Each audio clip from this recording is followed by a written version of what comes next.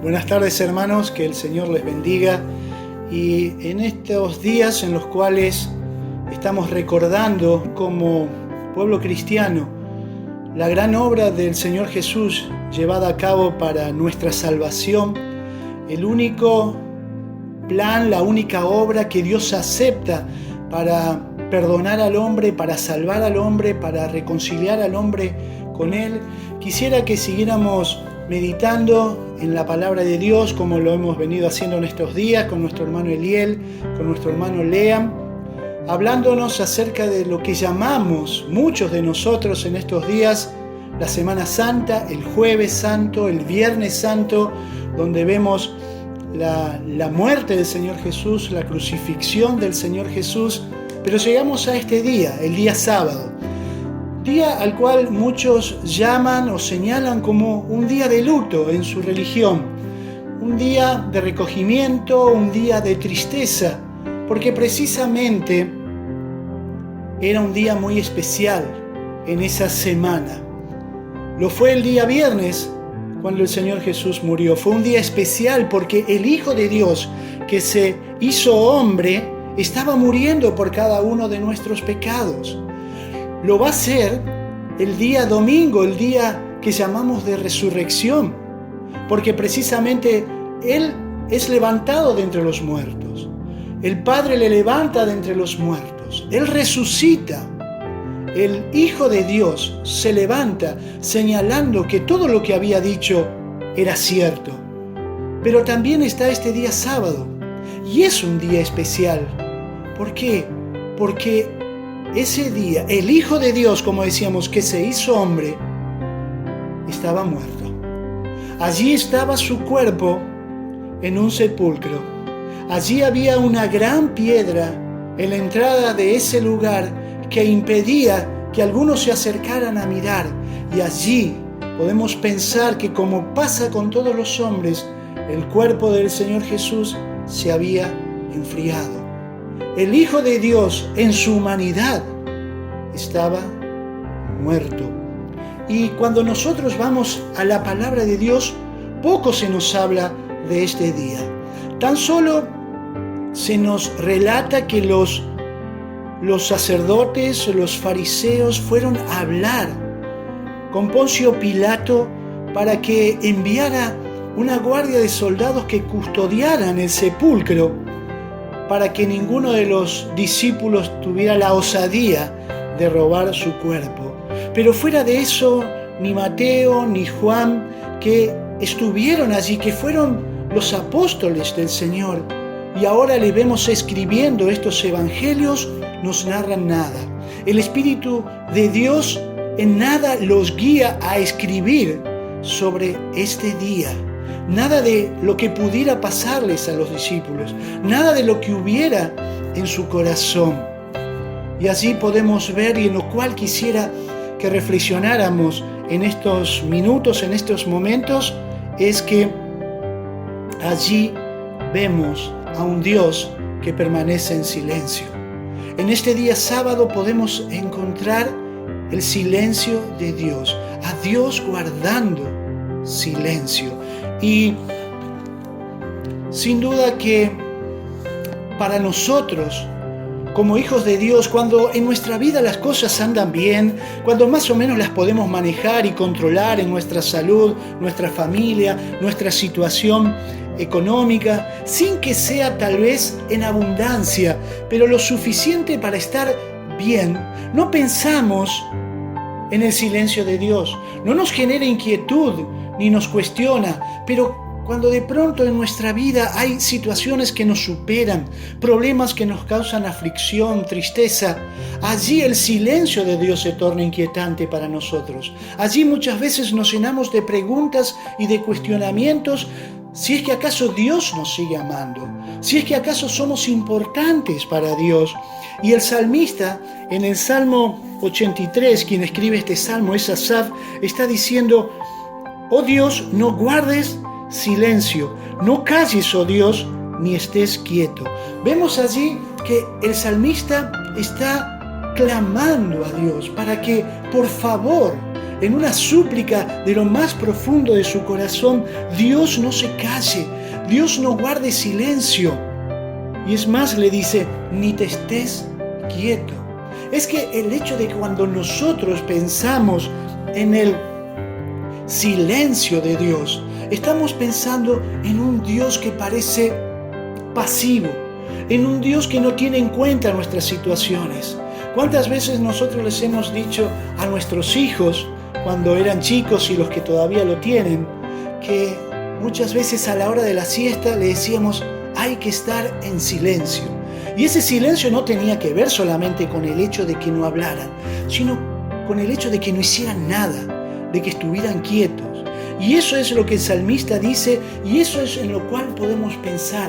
El silencio de Dios no tiene que ver solamente con el hecho de no escuchar la voz de Dios, sino de ver a un Dios que parece que nuestro dolor no le importara, que nuestro dolor no lo tiene en cuenta, como hubiera cosas más importantes en las cuales Dios estuviera atento, en las cuales Dios estuviera ocupado. Ahora, cuando nosotros vemos lo que los discípulos estaban viviendo, las mujeres, el grupo tan fiel y cercano que había al Señor, aún con sus debilidades y fallas, los que estaban viviendo, podemos imaginarnos la tristeza de haber sepultado a alguien que amaban, la tristeza de no ver más aquel con el cual habían compartido tanto tiempo durante estos años. Sin duda que era grande el dolor y la tristeza. Pero cuando nosotros vamos al día domingo, podríamos decir, los evangelios nos narran cómo ellos se encontraban. Se nos dice que estaban encerrados con miedo por causa de los judíos. Es que el Señor, aquel que había guiado sus vidas, aquel que los había llevado de un lado a otro, en el cual podían estar seguros y confiados porque tenía el dominio sobre las aguas, sobre la muerte, sobre las enfermedades, había muerto. Ahora se sentían solos y como tal tenían miedos. También nos dice la palabra de Dios que cuando las mujeres fueron a la mañana y encontraron el sepulcro vacío y vieron a los ángeles y vieron al Señor Jesús, cuando regresan con la noticia, le dicen a los discípulos lo que había pasado y dice ellos, les parecía locura. Su corazón se había llenado de incredulidad. Su fe se había secado. Era tan grande lo que ellos habían visto, a ellos no se los habían contado. Ellos lo vieron a Jesús morir en la cruz. Ellos lo vieron a Jesús cuando lo bajaron de la cruz, muerto, como cualquier ser humano que se muere. Las mujeres pudieron contemplar cuando los pusieron así en el sepulcro, el lugar a donde vamos a parar todos los seres humanos cuando morimos. Y la fe de ellos se había secado. Aún su corazón se había llenado de desesperanza cuando se encuentran con el Señor Jesús camino a Emaús, sin saber que era el Señor quien estaba al lado de ellos en ese momento del camino. Ellos se le comienzan a decir, pero eres tú el único que no sabe, el único forastero que no conoce lo que ha pasado. Y así comienza a decirle acerca de Jesús Nazareno, que fue varón profeta, algo del pasado, y nosotros esperábamos algo que ya no va a ser. Esperábamos que Él redimiera a Israel, que Él rescatara, que Él restaurara a Israel. Y ya han pasado 3 días, dicen ellos, y las mujeres dicen que fueron y que vieron a Jesús, pero nosotros no le hemos visto. La desesperanza había inundado sus corazones, estaban tristes, el dolor les afligía. Pero frente a esto quisiera que pensáramos por un ratito en 3 puntos, 3 pensamientos, y tienen que ver con 2 palabras en cada uno de estos puntos. Y la primera es palabra previa. Cuando Dios guarda silencio, antes hubo palabra de Dios. Palabra previa. Cuando nosotros vamos allí a los evangelios, nos dice en Mateo el capítulo 16, después de la declaración que hizo Pedro, guiado por el Señor, enviado por el Padre, tú eres el Cristo, el Hijo del Dios viviente, va a el Señor decirles en el capítulo 16 que desde ese día, dice capítulo 16 de Mateo, versículo 21, desde entonces comenzó Jesús a declarar a sus discípulos que le era necesario ir a Jerusalén y padecer mucho de los ancianos, de los principales sacerdotes y de los escribas, y ser muerto y resucitar al tercer día. Lo vamos a encontrar también en Mateo 17, lo vamos a encontrar en el capítulo 20. El Señor les va a repetir una y otra vez, y si bien nos dice que en algunos momentos ellos se entristecen, pareciera que aquello era algo tan lejano como que nunca iba a acontecer. Podían ver al Señor teniendo el control sobre todas las cosas, no podían pensar en la muerte del Señor, pero esto llega y parece que los hubiera sorprendido. Parece que nadie les hubiera dicho que esto había de acontecer, y ellos se encuentran sumergidos en el dolor y en la angustia de tal manera que parece que no pueden seguir adelante. Y esto nos habla de que el Señor nos habla, que el Señor nos está diciendo: hermanos, hoy es el día de escuchar la voz del Señor, hoy es el día de escuchar la palabra de Dios, en la cual Dios nos va preparando para ese momento de silencio que tal vez está próximo a llegar en nuestra vida, ese momento donde nos va a parecer que Dios se ha olvidado de nosotros. Dios nos está hablando. Es necesario tener nuestro oído atento para poder, fortalecido en Él y tomado de su mano, poder vivir ese tiempo del silencio de Dios que sin duda llegará a nuestra vida. Pero también quisiera que pensáramos en nuestro juego de palabras, y que es propósito planificado. El de poder pensar que cuando Dios guarda silencio, hay allí un propósito planificado por parte de Dios. Este día del Señor Jesús en el sepulcro, este día sábado en esa tumba, había sido planificado por Dios antes de la fundación del mundo, cuando Dios preparó esa gran obra de nuestra salvación. Muchas veces cuando nosotros nos hallamos en silencio después de una situación que nos ha superado, que nos ha escapado de las manos, que no hemos podido resolver o que no salió como nosotros quisiéramos, muchas veces quedamos callados, no sabemos qué decir, no encontramos palabras, no sabemos cómo seguir adelante después de lo que ha pasado, después de la tragedia que tal vez parece que ha llegado a nuestra vida. Y esto parece serlo. Por un lado, los sacerdotes, los fariseos, los saduceos están celebrando la Pascua con gran alegría, no solamente porque han sido recordando la liberación de Egipto, sino porque han sido librados de esta amenaza que era Jesús para ellos, al cual era una amenaza para su hipocresía, una amenaza para su apariencia, para su piedad, tapada tras un corazón perverso y alejado de Dios. Pero sin embargo, aunque Dios nada dice, aunque Dios guarda silencio, este día estaba planificado por Dios.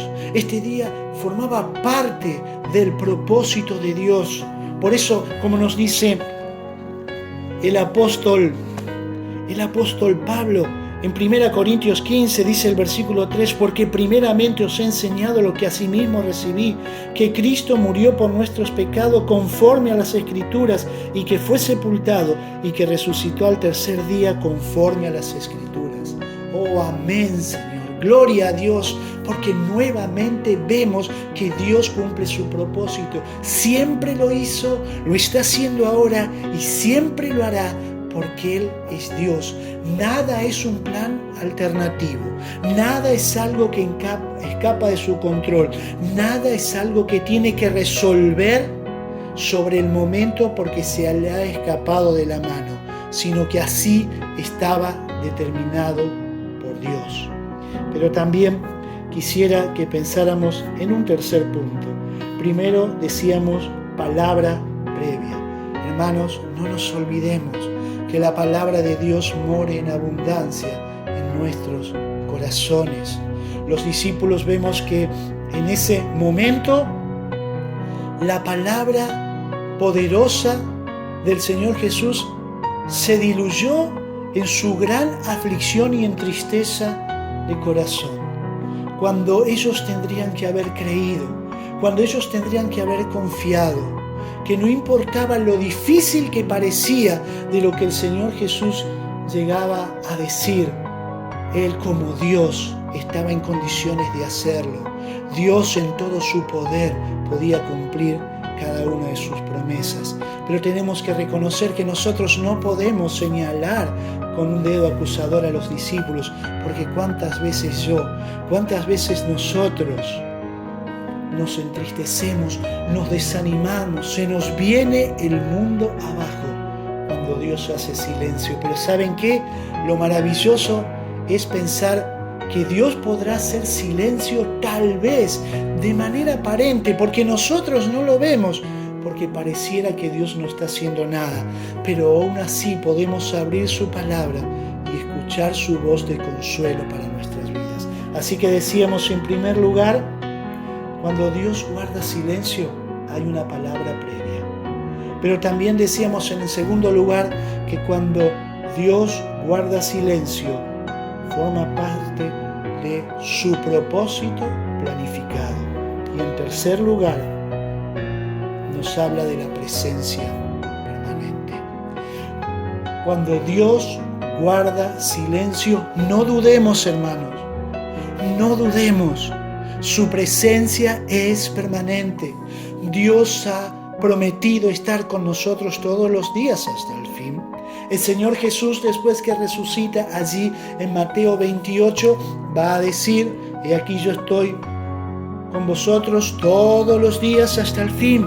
Pero cuando nosotros vamos también allí a San Juan, en el capítulo 17, allí el Señor está hablando con el Padre ya antes de ir a la cruz, y va a decir en el versículo 11, y ya no estoy en el mundo, aunque todavía estaba vivo en este mundo, mas estos están en el mundo y yo voy a ti. Padre Santo, a los que me has dado, guárdalos en tu nombre para que sean uno así como nosotros. Cuando estaba con ellos en el mundo, yo los guardaba, dice el Señor, en tu nombre los guardaba. A los que me diste, yo los guardé. Pero va a decir también más adelante en el versículo 15, no ruego que lo quites del mundo, sino que los guardes del mal. Y le va a decir a él, Padre, cuando yo estaba con ellos, yo los guardaba, pero ahora, Señor, guárdalos tú. ¡Qué maravilla! Es que nuestro Padre Celestial es quien guarda de nosotros. Por eso, hermanos, qué importante es prestar atención a la voz del Señor que nos dice, aquí estoy contigo. No te dejaré, no te abandonaré, no te desampararé. Me has costado tanto. Allí, ese sepulcro ocupado por el Señor Jesucristo es gran demostración de su amor por nosotros. Hasta dónde estuvo dispuesto Dios a obrar a nuestro favor, de tal manera que entregó a su Hijo para que muriera por cada uno de nosotros. ¿Cómo nuestro Dios va a dejarnos solos? ¿Cómo nuestro Dios va a abandonarnos? Por eso, hermanos, aún así cuando el enemigo trata de hacernos dudar de la providencia de Dios, del amor de Dios, del cuidado de Dios, lo que ha hecho desde un principio, lo que vemos que aconteció con Adán y Eva, cuando les hace dudar de quién era Dios para ellos y de quiénes eran ellos para Dios. Hermanos, nunca nos olvidemos que somos sus hijos amados, comprados a precio de sangre, la sangre de su único Hijo, el Señor Jesucristo. Y ya para terminar, hermanos, podamos pensar que también el silencio de Dios es en sí un mensaje para cada una de nuestras vidas. Dice la palabra de Dios en Apocalipsis 15, 3, y cantan el cántico de Moisés, siervo de Dios, y el cántico del Cordero, diciendo, grandes y maravillosas son tus obras, Señor Dios Todopoderoso. Justos y verdaderos son tus caminos, Rey de los santos. Oh, todas las obras de Dios son perfectas. Todas las obras de Dios son maravillosas. Cada uno de sus caminos son justos y verdaderos. Los del Rey de Reyes, los del Señor de Señores, los del Dios Todopoderoso. La obra de la cruz es perfecta. Nosotros somos salvos porque Dios así quiso que fuera. Una obra completa, una obra perfecta, una obra de Dios, como es Dios. Hermanos, de igual manera, nosotros podemos pensar que en la obra que Dios está haciendo en mi vida, aún el silencio de Dios es perfecto.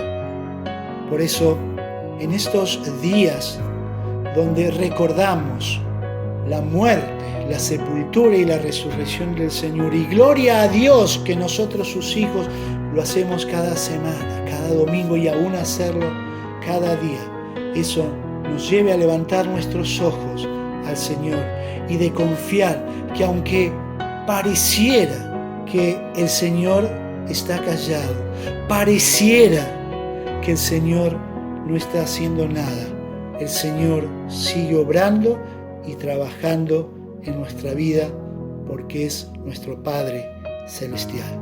Que el Señor nos bendiga. Amén.